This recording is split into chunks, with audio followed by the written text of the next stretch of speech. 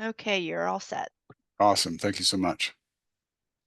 Welcome, everyone, to the first Friday lunchtime webinar of 2425. It is our pleasure to formally welcome you to the Friday lunchtime webinar series. Some of you, considering you have multiple roles at your agency, participate in several, maybe at least this one, if not more, of the Friday lunchtime webinars throughout each month. So welcome to this series. And additionally, welcome specifically to our little section of the series, which is always on the first Friday of each month, where we do data-focused announcements and discussions. In the interest of introductions, my name is Michael McCarty. I am the project lead here with the MIS project, and joining me this morning is Steve Linus, and then also who is also on the project, and then Bethany Cauldron, who works with multiple projects, and she's here in support of the webinar today. So thank you, Steve and Bethany, for being here. Steve's going to chime in if I miss anything, and he's our Microsoft Access guru, and so many of you know him from that role from the past. So welcome. What we're going to talk about today is we're going to review, of course, the opening of eData. And before we do that, though, we're going to go through a little bit of an introduction. I'm looking through the list of names joining us today, and I see a lot of friendly faces, or names at least.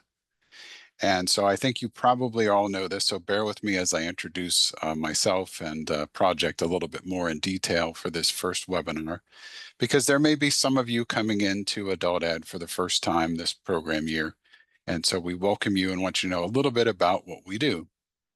So what we run is a project here called eData Tech Support, and that does exactly what it says, supports your use of eData, which is the data collection system that Pennsylvania uses to collect data on all of your adults. What we do for you, and what you'll see us mostly, is in providing that phone and email tech support for the eData system, which of course picks up during the time of year when the system is open, which is typically early September through July 15th in each program year. During that time, we maintain the Access template supporting data monitoring. We'll have some announcements for the template here coming up shortly. Also, we create and update eData forms each year, and as well as the system manual glossary, so that you have those as resource materials when you work in the eData system. One other thing we do is provide professional development, so that takes the form of the Intro to eData course, which I think almost all of you have taken at one time or another, and also other courses that we're developing, including the Improving Your Agency's Data course, the upcoming Data Detective course, and other, we provide feedback for other modules and things that are useful, hopefully, for new staff coming in, those staff induction modules. So that's just a brief overview of who we are. We'll have our contact information at the end of the PowerPoint, so you can reach out to us. What we're going to do this morning is just go through some reminders and some things to keep in mind.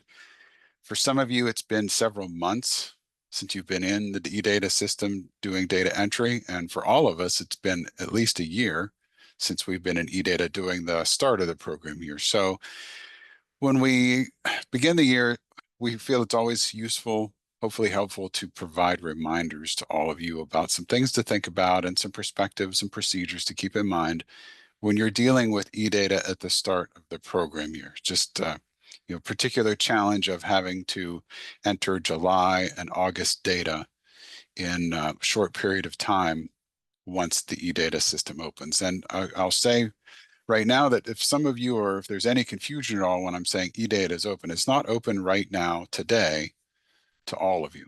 It's only open to 15 agencies currently. And even for your 15 agencies, you don't have access to all of your contracts yet. So there is some limitation even for those agencies who are in the system. And of course, there's a limitation to those of you who aren't in eData yet at all. One thing to keep in mind is when you log into eData, and I'm going to show you some things later that you can check and that will confirm whether or not your contracts are in eData.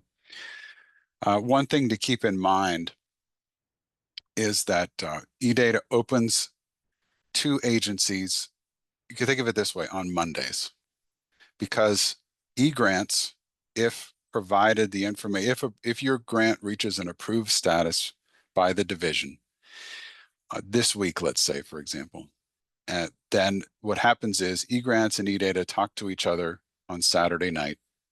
And then when you would come into the office on Monday morning, you can check and see if your contract was pulled into eData. And I'll show you some visuals in our training site here toward the end of the presentation that will hopefully bring that together if you're not familiar with what I'm talking about. And I'll refer to some things in this next couple slides that will demonstrate visually later as well. Procedures. So procedures you have available to you, some things that we recommend at the start of the program here. When eData opens, check the manual glossary for any changes. Apologies, the manual glossary didn't make it through proofing quite in time to be in line for everyone to have right at the very beginning, but it is coming soon. So I'd like to say the manual glossary is pending. The manual glossary is going to include the quick start guide. That is a standalone document. Last year's documents for the glossary and the quick start guide are still available on the website. And 98% of what's in those is applicable to this program year. So they're still valid to use to support your data entry starting the year. And we'll send an announcement out via our listserv to let you know once we have the manual glossary for 24-25 ready, which again will include the quick start guide. Some items to think about, you can see on the screens here, plan for. So one thing that works really well, almost as an essential in eData, is doing data entry chronologically. And that really, there's kind of an order of data entry that we talk about. One order of data entry is the type of records that you use and the order to put them in. This is something that comes straight from the manual glossary. So the order for that is considering record type. So you want to put your class records in first, then your staff, then your adults. Then once all that's set up, everything's lined up, you can start putting in your attendance and everything else. The reason we say class first and groups are an equivalent in terms of records in eData. The reason we say classes and groups first is because then once they're present, as you create your staff and your adult records, you can assign them while in those records to your classes and groups. So it goes much more smoothly. It's just an efficiency thing. And then once all of those records are taken care of, your attendance is ready because then you have your students and your staff assigned to their classes. So that's one concept in terms of the order in which to do things. But when we say chronological data entry, we're adding a concept to that, and that is the concept of doing data entry in the order it occurred as much as possible. Now, doing it day by day would probably be a lead to madness. So really what we mean is take all of your July data and enter all of your July classes first, then all of your July staff, all of your July students, anyone who was in a class or group or pair. Then once those are all done, then go to August. And compartmentalizing like that makes it easier to deal with situations where you have students maybe that got assigned to a class in August.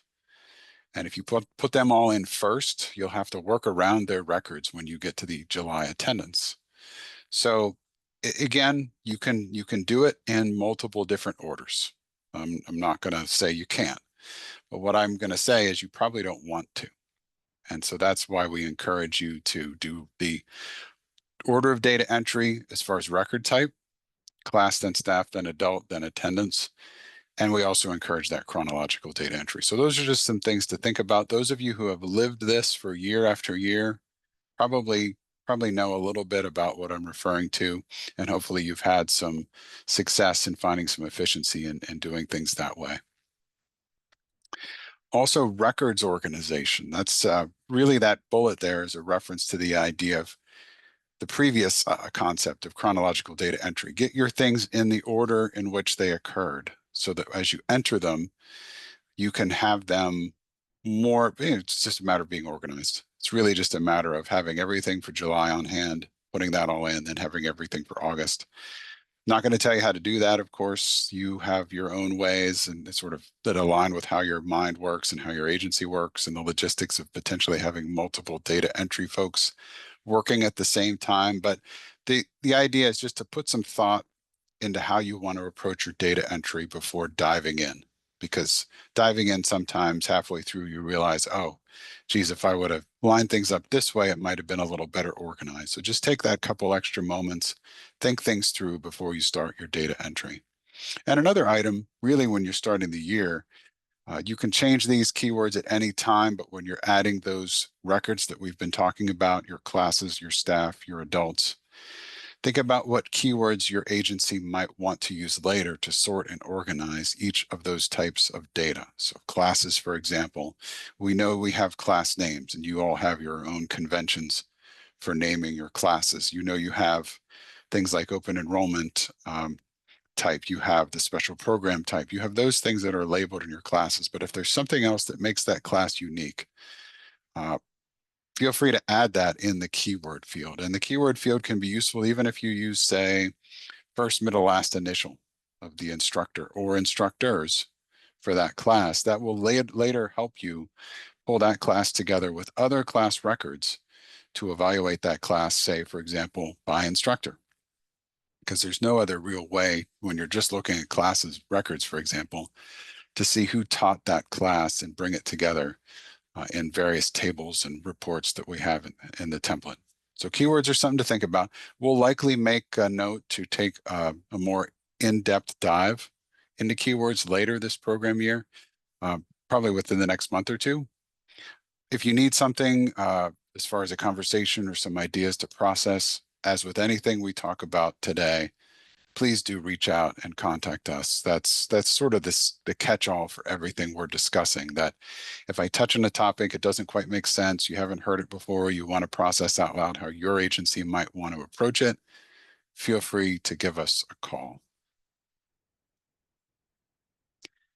More reminders. So lots going on here. And like I said, I'll show you a little demonstration when we're done. I'll switch over to the training site and show you some things. But you want to make sure when you're first getting started in eData. So for those of you who are one of the 15 agencies who can see your records in eData this week, you want to make sure you have an agency contact.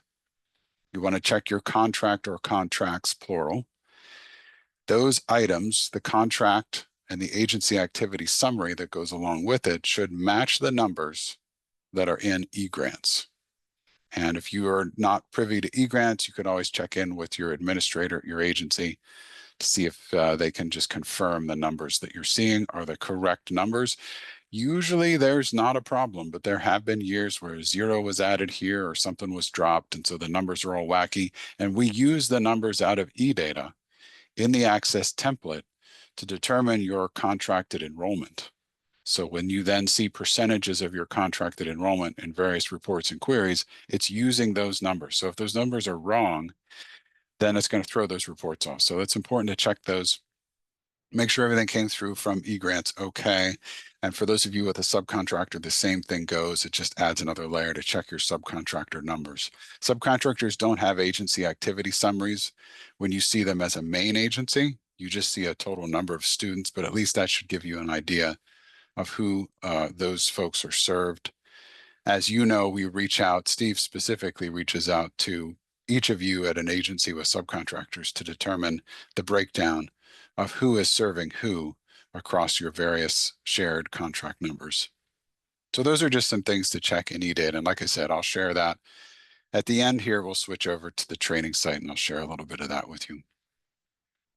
Just a couple of reminders, staff rollovers. When you roll over staff, that record will bring with it the adult ed experience field, years of experience in adult ed. Make sure if that number has changed, in other words, gone up, that you adjust the response in that field to reflect that. Because maybe it said 1 to 3, but they're on their 4th year and you want to change it to 4 or more. Actually, I don't remember the exact intervals, but I think you get the idea. As their years of experience increase, you want to just make sure that that adult ed field is updated accordingly. And then near matches, some of you have been great about doing this already, reaching out about near matches as soon as they happen. That helps us. Frankly, it's easier to find the near matches when they occur. And I'm imagining it also helps you all quite a bit as well, because then you get those near matches resolved overnight and you can move on with your data entry the following day. We only currently, as of last check, we had 3 near matches. So everybody's been doing a really good job about staying on top of those and getting those resolved ASAP. New things for 24-25. The great news is you can see it's a really small list. No major changes after the past few years with some of the things that have been going on. It's nice to have kind of a light year on changes. So a couple of things we can review with you is you should see new options in the reason for leaving field. I should say new and revised. So there's more there. It's alphabetical, and that's a field that we want to try to encourage all of you to follow up and put those in when your students do depart from your agency to update that reason for leaving field. There's some new options in there that should hopefully capture almost any situation you might encounter.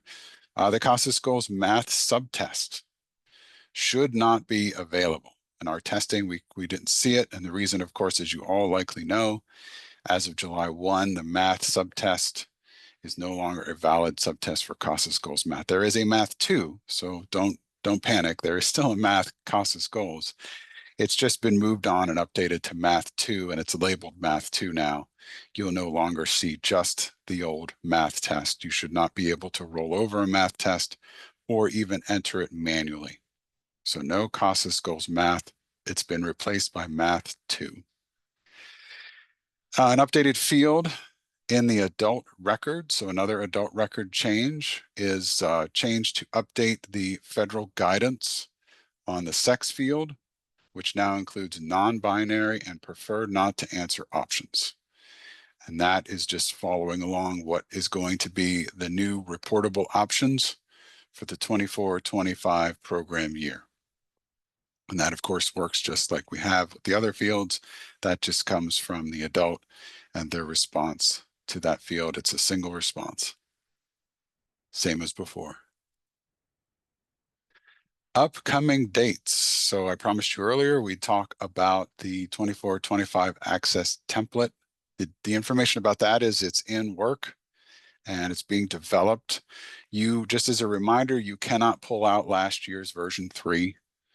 And well, you could pull out last year's version 3 and try to update it with an export from the 24-25 program year from eData, but it won't work.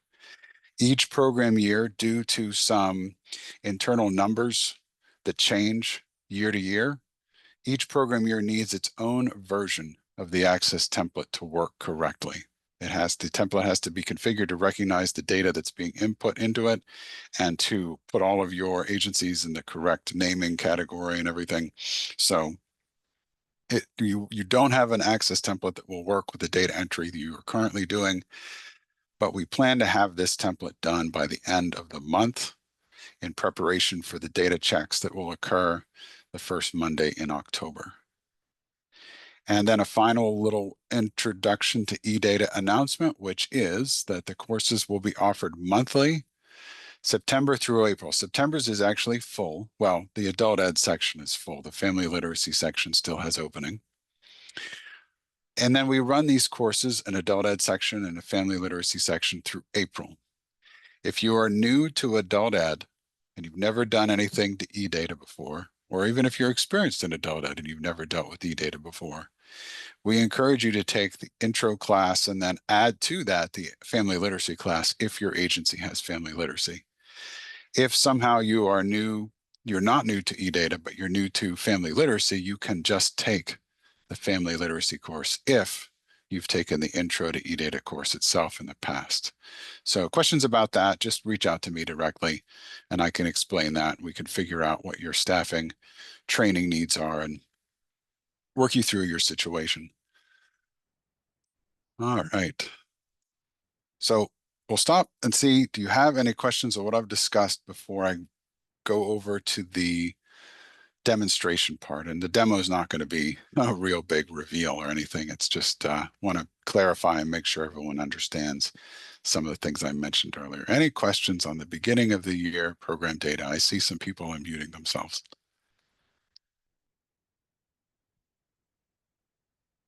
You feel free to put a question in the chat as well.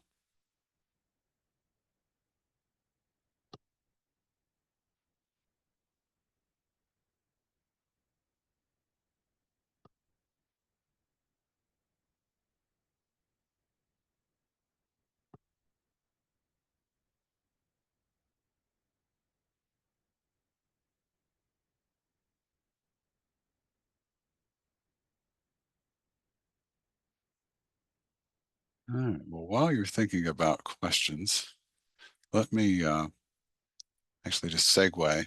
So you can still write, feel free to chime in with questions or put them in the chat. I just want to share with you a few of the items that I had mentioned that you can look for when you're in the eData site for the first time or the first week of the program year.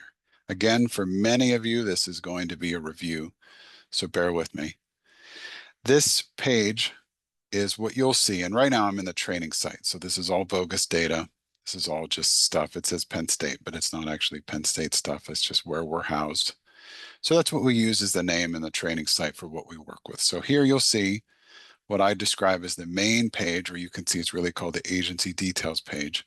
And right here where it says contact details, there should be at least a name, one name from your agency, that if you have a shared student with an agency, for example, that someone can look up that name and reach out and, well, just as it says, be a contact for your agency. I have in this little snip an example. So Keystone, I hope you don't mind. I'm picking on you. You can see here an example in this little snip that I took from the main site, that here's Keystone's information. And so if I had a student that I shared with Keystone, for example, I can get this information. This is something that agencies should be able to see when they have a shared student. You should be able to see the contract where it says shared with such and such. There's a link. So when you get a moment, update that information that should appear here in the contact details section. To do that, you actually don't do it in eData. You actually would have your agency's data security administrator in the My PDE suite assign someone who already has eData access the contact role. So there's different roles like data entry, read-only, agency data administrator, and so on. So it's actually someone who's the data security person at your agency would have to assign someone to a role for them to appear here. We don't have anybody in here because it's bogus data and it's empty. But if you see this, there's a contact details, additional details, and that's blank, and there's nobody's name there. Follow up with your person, get them to assign the contact details through that data security feature. If I'm talking Greek to you and you have no idea what's going on, reach out to us and say, I'm trying to get contact details set up. What do I do? And we'll get you headed in the right direction. So that's the first thing you'll see. That's, of course, agency details. Then the next item down, and you could think of it as a top-down checklist. Check your agency details first. That's your landing page, so to speak. And then contract details is the next thing. We want to go to this bureau-funded function. And once we click on that, the practice site is notoriously slow to load. Make this a little bigger. You should then be able to see the contract details for your agency. And in this particular case, we have one of each of the available main agency or subcontract details, 546164 and 259. And when I mentioned the contracts, of course, this is one way to verify that you have the contracts. Contract type would vary between direct and subcontractor. And then if we click on one of these contract numbers, there's a link, which this takes me to that agency activity summary I alluded to before. So this gives me those numbers we were talking about. This planned enrollment is the big one right here, this column. And you could see we have 50 at the ABE community-based level planned for this 054 contract. Now this is bogus data. You see $100 here. So obviously this is just kind of thrown in here. We just put placeholders to make the training site work. But you get the idea. If we go back to the contract list, we click on 061, you'll see what you would expect for 061 and 064 type contracts, where you'll have a little bit more going on potentially at the various levels, functioning levels, and then community and institutional. So again, there's some made up numbers here. This is what you want to check. You don't have to check this every day. This is hard coded. You can see I can't make any changes here. I can't alter any of these titles or numbers. If there's an error here, just let us know. Just reach right out to us and say, we found something we think isn't right. And then we'll have to move that up the chain and get folks from eGrants and eData to the tech side to take a look and see maybe what happened. But start with us. Let us know if you don't see anything. You'll notice because this training site is being built, if I click on 064, it's empty. if you have this and you come up across a screen like this, that is a red flag because you should have numbers in your agency activity summary. So this is an example of something that if you see something like this, no records found, either you're not in eData at all yet, or something happened to your agency activity summary. So those are some things to watch out for before you go ahead, and because you'll see these options. You'll see search adult, add adult, rollover. You'll be able to see things sometimes in eData, even though you're not really in the system. So starting with the contract details, starting with these agency activity summaries is really key to making sure, because then if you do try to add an adult, you know that the contracts are in there. Plus, when you go to add your classes and you take your class and you go here to your contract components, you have those contracts that you need to assign to that class available to you. If they're not in that contract screen, they won't be here. And so those are the connections you want to make. Most of you know that, but if you're kind of new to this, or maybe new to the first part of the program year in eData, those are some critical things to keep an eye out for. I'll leave the training site here on screen. Any questions about any of that?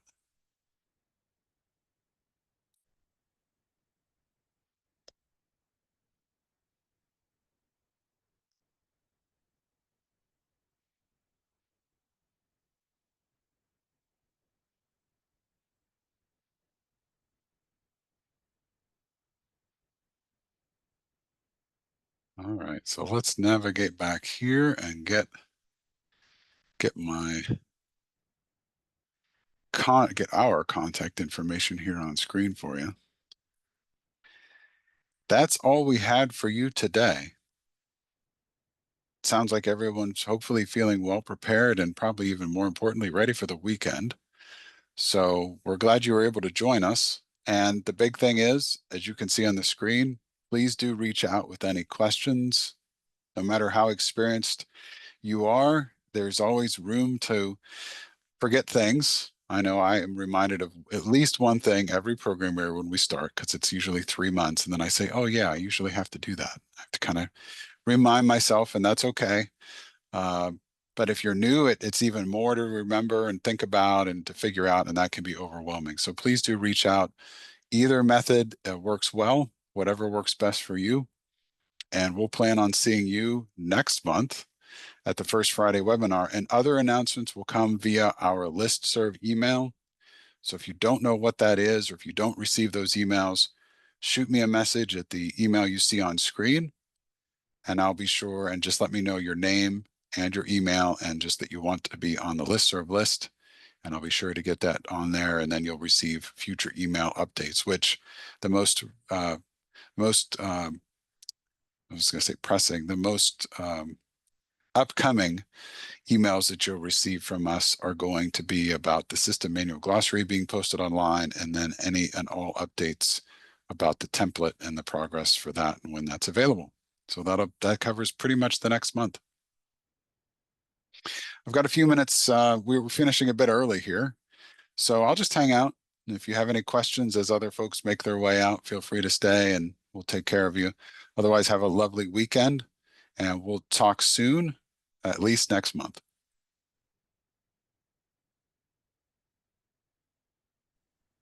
Thank you, Michael. Have a good weekend. You as well. Take care.